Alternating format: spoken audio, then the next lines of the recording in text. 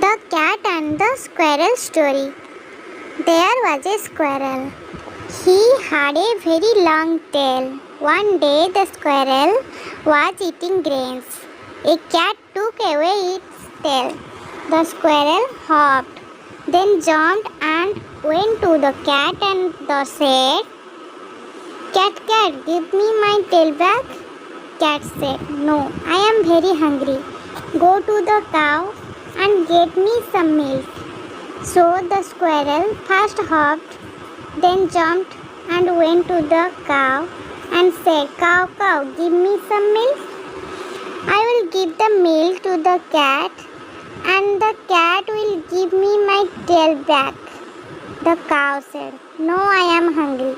Give me some grass." So the squirrel hopped, then jumped and brought some grass for the cow. The cow gave him some milk. He gave the milk to the cat and the cat gave him his tail back.